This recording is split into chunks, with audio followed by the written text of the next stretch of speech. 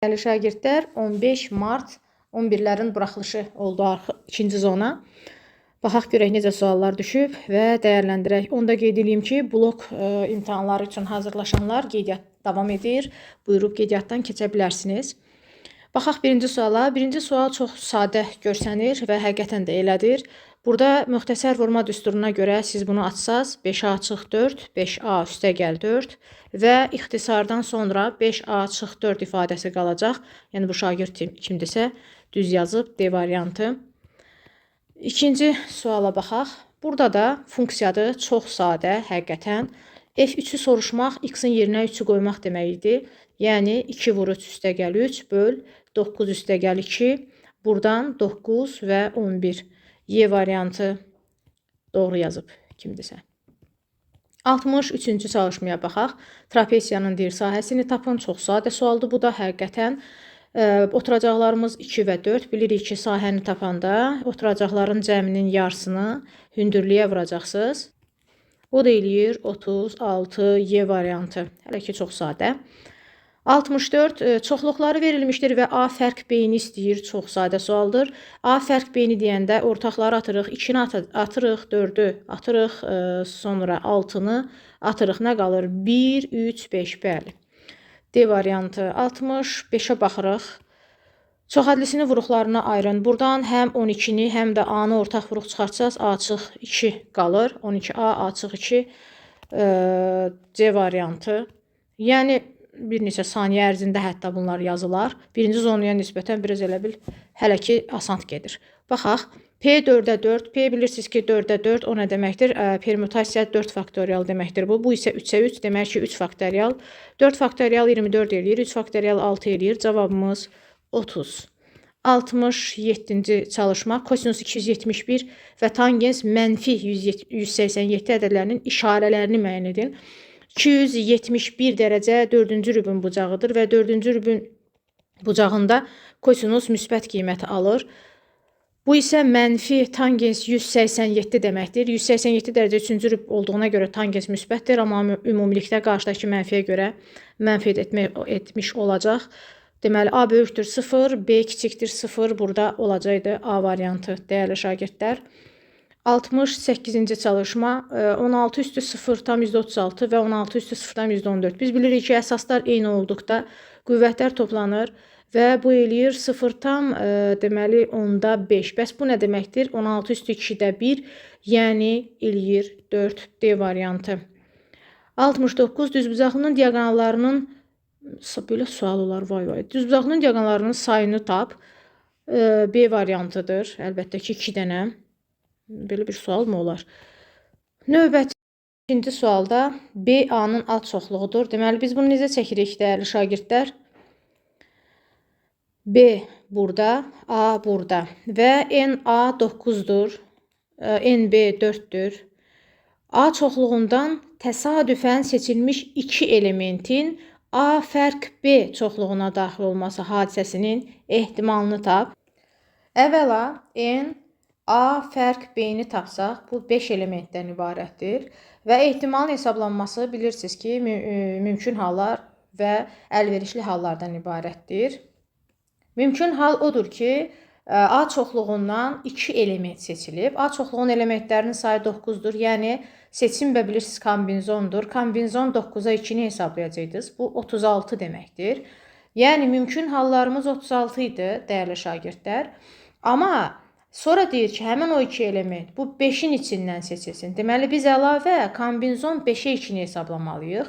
Bu isə 10 eləyir. Deməli, mənim ehtimalım 36-ya 10, ixtisar eləsəm 18-ə 5 olmuş olur. A variantı. 71-ci çalışma. 4-cü rübdə yerləşən A nöqtəsindən apsis oxuna qədər olan məsafə 4, ordinat oxuna qədər olan məsafə isə 6-ya bərabərdir. Dəyərli şagirdlər, baxın, mən sizə bunu bir vizual olaraq göstərim. 4-cü rüb buradadır. A nöqtəsindən apsis oxuna qədər olan məsafə 4-dürsə, deməli, bu məsafə 4-dürsə, onda bunun buradakı qarşılığı nədir? Mənfi 4-dür.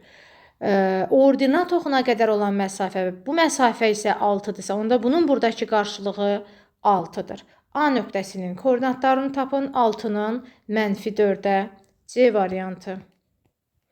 72-yə baxaq. ABC üçbucağında bucaq C 90 olarsa kosinus A alfa. Kosinus alfanı tapanda biz bilirik ki bitişik katet bölünsün hipotenuzdur. Tangens beta isə qarşı katet bölünsün bitişik katetdir. Burada da A kvadratı bölünsün C vurulsun B olmuş olacaq. B variantı. Sonra 73-ə baxaq. Kosinus 20A-dır. Sinus 10-u istəyir. Biz burada sinusun çox gözəl bir düsturunu bilirik, dəyərli şagirdlər. O da hardan alınır? Dərəcəni aşağı salma düsturundan alınır ki, sinus alfa bərabərdir. Burada 10 dərəcə birinci rüb olduğundan mən elə bunu birbaşa müsbət qiyməti ilə yazacağam. Onu da nəzərə alın. Böl 2. Və burada bizim qiymətimiz yerinə yazaq. Yəni 1 çıxılsın kosinus bizim alfamız 10'dusa, baxın 10'dusa, onda burada olacaq kosinus 20 böl 2. Deməli 1 çıxılsın kosinus 20'ni də A veriblər. 1 çıx A böl 2. Baxaq hansı bənddədir? Cavab D variantı olmalıydı, dəyərli şagirdlər. Yəqin ki, çoxunuz düz yazmısınız. Sonra 74-cü çalışmaya baxaq. Deməli deyir, oturacağının perimetri 15, yan tili isə 9 olan düz prizmanın yan səthinin sahəsini tap.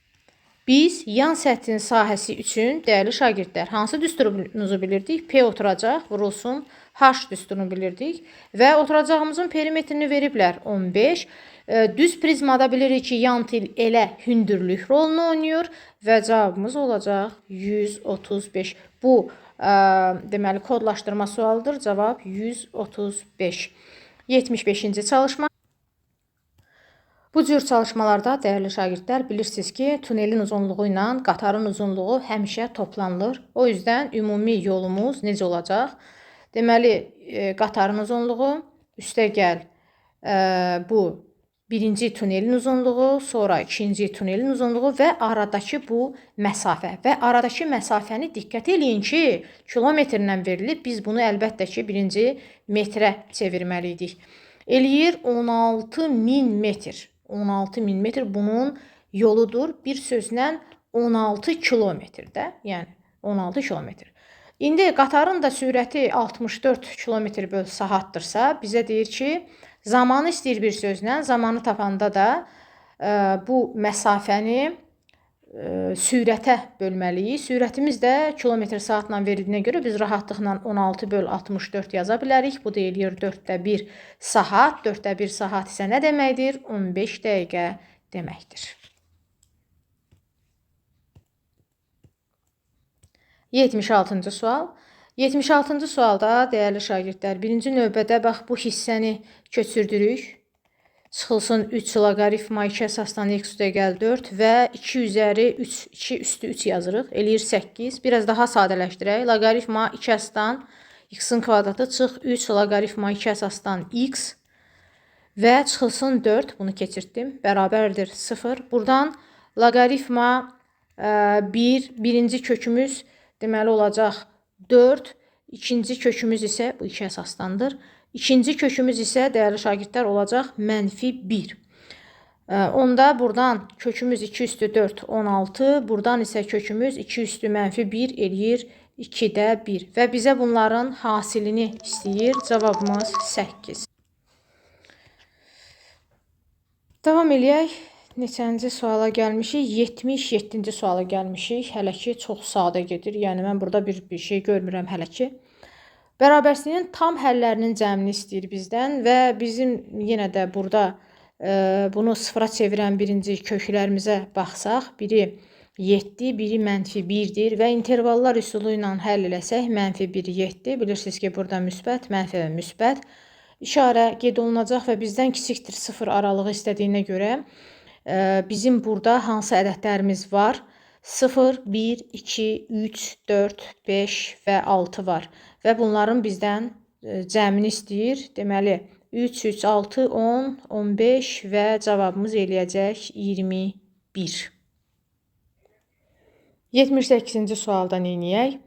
Birinci növbədə ən içəridəki bu Elgey 100-ə baxaq. Bilirik ki, bunun cavabı 2-dir. 7 ilə 2-nin cavabı 9. Deməli, buradan 3 çıxır. Onda belə çıxır ki, loqaritma üst əsasdan 3. Bu da 1 deməkdir. Onda 2 vur 1, 2. Üstünə 14 gələndə ümumi kökün 6, 16 olmuş oldu. Buradan 4 çıxır. Və nəhayət, loqaritma 2 əsasdan 4-ə baxmış oluruq. Bunun da cavabı eləyir 2, dəyərli şagirdlər. Və gəldik ətraflı çalışmalara. 79-a baxaq. 79.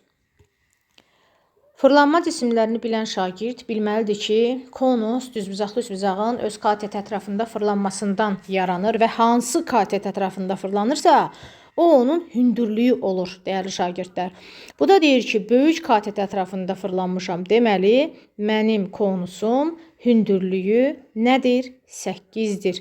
Və digər katet isə onun oturacağının radiusu olur. Gəlin belə çəkim.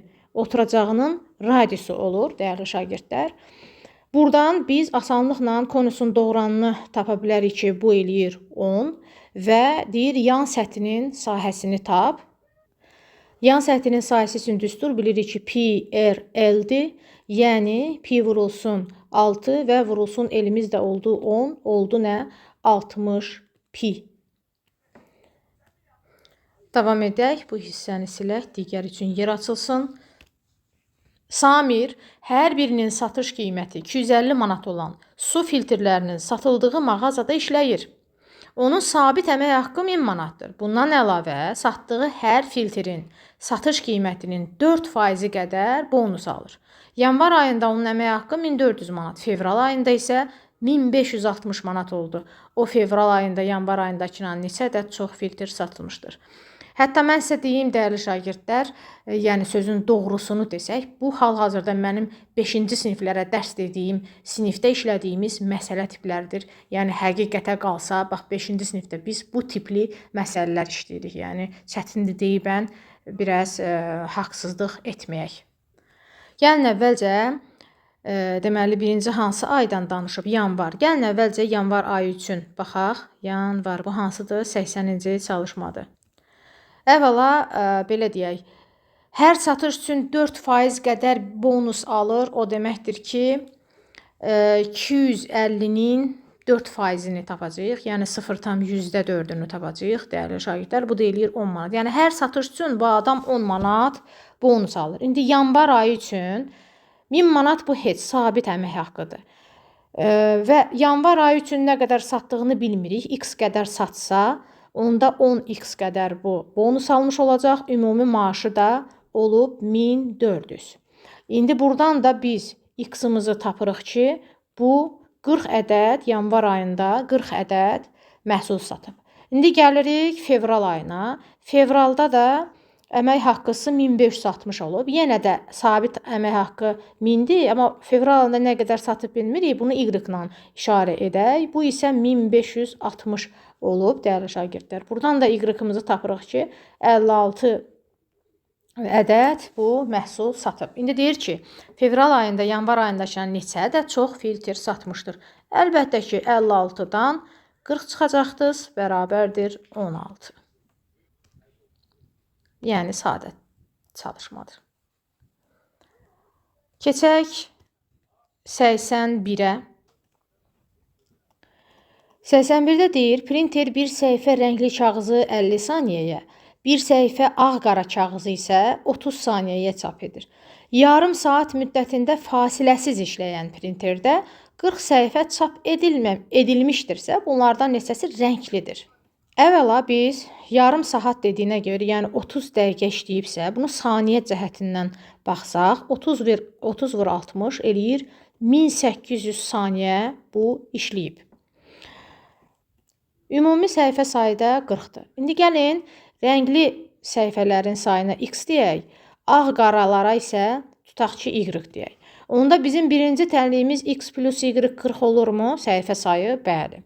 Bəs saniyə cəhətindən Deməli, rənglini 50 saniyəyə çap elədiyinə görə 50 vur x, o birisini 30 saniyəyə çap elədiyinə görə 30 vur y və ümumi 1800 saniyə. Bax, budur, dəyərli şagirdlər. Bu tənliklər sistemini sadəcə həll eləyəcəksiniz və buradan x-ımızı 30 tapacaqdıq. Hansı ki, buradan rəngliləri istəyir, bizə də rənglilər 30 dənə.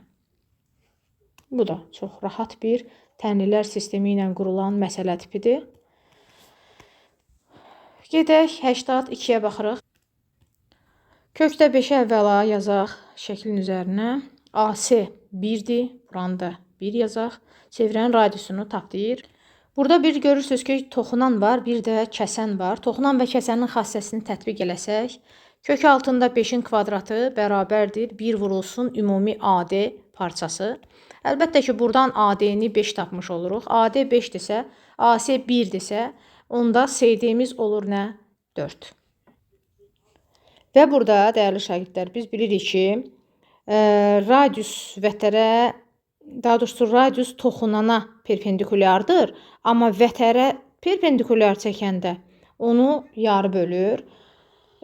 Buradan necə eləmək olar? Bir neçə yolla eləmək olar. Məsəl üçün bunu birləşdirsəm, yox.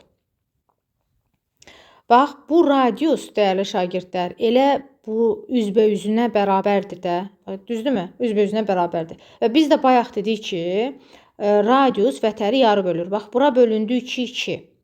Onda bu hissə olursa 3, elə bunun üzbə-üzü də olur 3. Vəssalam, radiusumuz oldu 3. Yəni, bunu ətrafında necə yazmaq olar? Bura bir tutaq ki, K desəz, ikisi də perpendikulyar olduğundan paralel düz xəttlər arasında məsafə bərabərdir. Yəni, bunu yazmaq şərtdir. Məsələn, burada bir O, OB onda KA-ya bərabərdir yazırsınız və KA-nı vətərin radiusa perpendikulyar olduğundan yarı bölündüyünə görə AK-nın 3 sm olduğunu göstərirsiniz və salam tam balınızı alırsınız. Yəqin ki, belə yazmısınız. Tamam eləyək. Burada isə əvvəlcə verilənləri yerinə yazaq. DY 12, BD 20, bax BD 20, AD 9, bax bura 9-dur. Trayektoriyaların S kəsişmə nöqtəsindən, yəni buradan D məntəqəsinə qədər olan məsafəni tapın deyir. Əlbəttə ki, biz birinci buradan tezdən Pifaqora görə BY-ni tapa bilərik və BY Pifaqor ədədlərinə görə 16-ya bərabərdir. Bax, bura 16-dır. Burada CD-mizi bir x qəbul eləyək. Və burada kəpənək üsulu və yaxud da qum saatı dediyimiz, baxın, bu iki üçbucaq var. Bu üçbucaqlar. Bunlar, buradakılar paralel olduğuna görə və qarşılıqlı bucaqlar burada olduğuna görə bu üçbucaqlar bir-birinə oxşardılar. Oxşarlığa görə onda biz nisbət yazsaq, necə olacaq? 9-un 16-ya, siz əlbəttə ki, orada bu üçbucaqların adını və oxşarlığını qeyd eləməliydiniz. 9 böl 16 bərabərdir. Deməli, bizim də x-ın bu hissədə olur 20 çıx x-da. 20 çıx x-a nisbəti, dəyərli şagirdlər. Buradan da tənasübdən istifadə edərək x-i tapaq. X-ımızı 7/2 alırıq. Hesab işlərini biraz sürətləndirdim ki, videonun vaxtını almasın. Biz də x-i CD-ni zaten qəbul etmişdik. 84-ə baxaq. Bir hava yolu şirkətində tək istiqamətli biletlərin qiyməti 150 manat, gediş-dönüş təyinatlı biletlərin qiyməti isə 180 manatdır. Cədvəldə Asif və Nurayın bu şirkətdən aldığı biletlərin sayı göstərilmişdir. Onlar hər iki növ biletdən ən azı bir ədəd alıblar. Əgər onların ödədikləri ümumi məbləğ eyni olarsa, Nurayın aldığı tək istiqamətli biletlərin sayını tapın. Deməli, gəlin biz burada tələsmədən nə eləyək? Dəyərli şagirdlər, Asif üçün, buradan yazaq, deməli, Asif tək istiqamətlərdən 18 sıx x alıb, bu da 150 manatdır. 150 vur 18 sıx x. Bu bir. Gediş dönüşlülərdən x dənə alıb, baxın, x dənə alıb. Bunun da qiyməti 180 manatdır. Deməli, üstəgəl 180 çıx, 180 vur x, bu bir. Bir də Nuray üçün yazaq. Nuray. Bu təklərdən x üstəgəl 4, yəni 150 vur x üstəgəl 4. Gediş dönüş 15 çıx x, bu da 180 manatdan 15 çıx x. Deyir, ödədikləri məbləğ bərabərdirsə, dəyərli şagirdlər, bu iki ifadəni sadəcə bir-birinə bərabər edəcəksiniz və x-ımızı 10 tapacaqsınız. Sonra qaydırıq. Deyir, Nurayın aldığı tək istiqamətdir. Yəni, x üstəgəl 4 deyir. 10 üstəgəl 4, deməli 14 bilet alıb. 85. Agil boş daxıla birinci gün bir ədəd 50 qəpik. Deməli, bax, 50 qəpik. İkinci gün bir ədəd 50 qəpik, 2 ədəd 20 qəpik. Hə, 2 ədəd 20 qəpik, yəni 40. Ya da belə eləyək. 1 ədəd 50, 2 ədəd 20 qəpiklik, 3 ədəd 10 qəpiklik, 3 ədəd 10 qəpiklik metal poladdır. O, növbəti günlərdə daxıla atdığı hər növ qəpiyin sayını əvvəlki günə nəzərən 1 ədəd artırdı. Bu, bilirsiniz nə deməkdir? Bax, bu birinci gün idi. İkinci gün 50 qəpiklikdən 2 dənə atıb. 20-dən 3 dənə atıb. Bax, bu o deməkdir, dəyərli şagirdlər. 10-dan 4 dənə atıb. Sonra məsələn 3-cü gün gəlib 50-dən 3 dənə atıb. 20-dən 4 dənə atıb, ondan da 5 dənə atıb və s. belə-belə günləri sayır. Deyir, neçə gündən sonra daxılda cəmi 48 manat pul olacaq. Burada əlbəttə ki, dəyərli şagirdlər, görürük ki, silsilədir də, yəni görürük ki, silsilədir. Və baxaq ki, hər gün nə qədər artıq pul atır. Yəni, hərəsindən bir dənə artırır da bir sözlə. 50 qəpik, 20 qəpik, 10 qəpik. Onda hər gün 80 qəpik artır. Hər gün 80 qəpik artır. Birinci gün nə qədər idi? Bir dənə 50-lik idi. Düzdür? 2 dənə 20-lik idi. 3 dənə də 10-luq idi. Bu neçə manat eləyir? Bu neçə qəpik eləyir? 120 qəpik eləyir. Deməli, A1-imiz 120-dir. D-miz 80-dir, qəpiklə gedirik ona görə. Və SN-imiz 4800-dür. Çünki 48 manatı çevirdim. Və salam da silsilənin cəm düsturuna görə, yəni SN bərabərdir 2A1 üstəgəl N çıx 1 vur D bölü 2 vur N düsturuna görə biz buradan, dəyərli şagirdlər, N-i tapacaqdıq. Buradan da N-imiz eləyəcəkdi 10 gün, yəni 10 gün yazanlar doğru yazıb. Hamıya imtahanda uğur arzu edirəm.